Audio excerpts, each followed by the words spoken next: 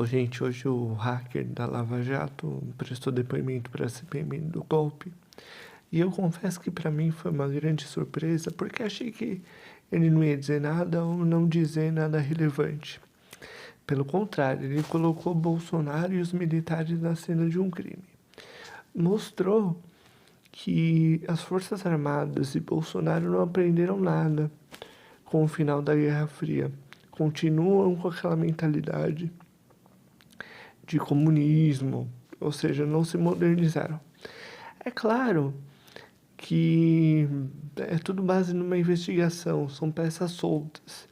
Mas nos vídeos que eu vou colocar aqui para vocês, mostra que eles tinham um plano bem arquitetado para gravar o ministro Alexandre de Moraes, colocar uma nova urna eletrônica e, consequentemente, ter uma nova eleição, né?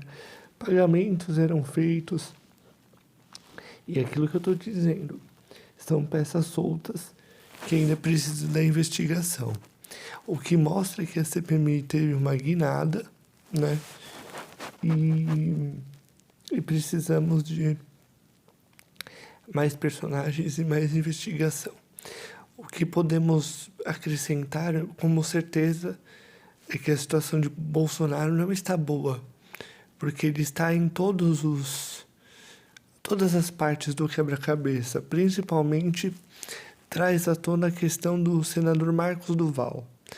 Mas, sem mais delongas, eu vou mostrar o vídeo para vocês e, por favor, comentem, compartilhem, curtam o canal. Tenho aqui, seria o posto de gasolina Frango Assado. Eu queria que tu me explicasse um pouquinho como se deu isso, como foi essa logística, de que forma você foi chamado para estar até lá. Me conta como tudo isso aconteceu. Eu não me recordo o dia, então eu estava em casa em Ribeirão Preto pela manhã, quando a deputada Carla Zambelli entrou em contato comigo e disse que o motorista iria me encontrar, ou melhor, iria me buscar e eu teria um encontro com ela e que era um assunto urgente. Então era um assunto que teria que ser tratado naquele dia. E eu estava em Ribeirão Preto e chegou o motorista. Nisso eu não sabia onde seria o encontro. Ele pegou a rodovia, a Anhanguera, e foi até esse posto que era próximo a uma cidade em que a deputada estava realizando campanha. E nesse encontro, a deputada... Você já conhecia o motorista? Esse motorista, não conhecia. Você teve medo quando você teve que entrar no carro com ele e ir até esse local? Eu tive um pouco, mas não tanto, porque eu confiava bastante na deputada Carla Zambelli. Perfeito. Então você segue até esse posto? Até esse posto, e nisso eu tenho um contato com a deputada.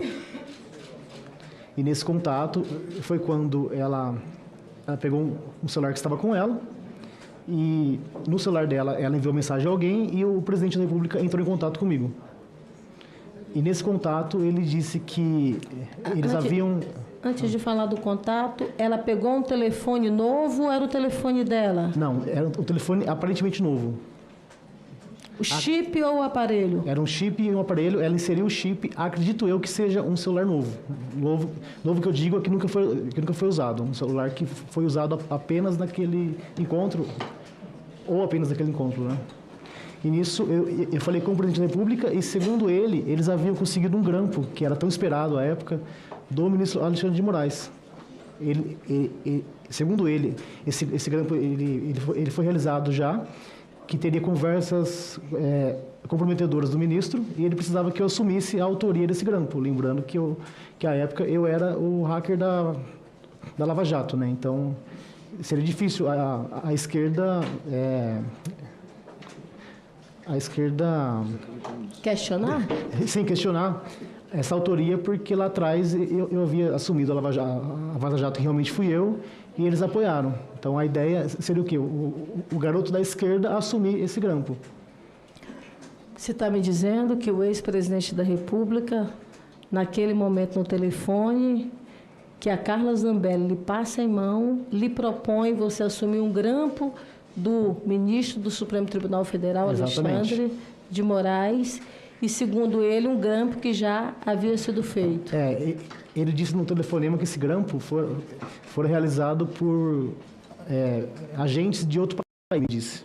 Não sei se é verdade, se realmente aconteceu o grampo, porque eu não tive acesso a ele.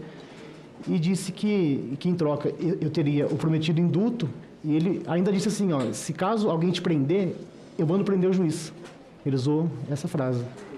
Não, eu não entendi. Ele disse assim, fique tranquilo, se caso algum juiz te prender, eu mando prender o juiz. E deu risada. Ele mandaria prender o juiz que porventura lhe prendesse. Sim, porque esse grampo ele seria suficiente para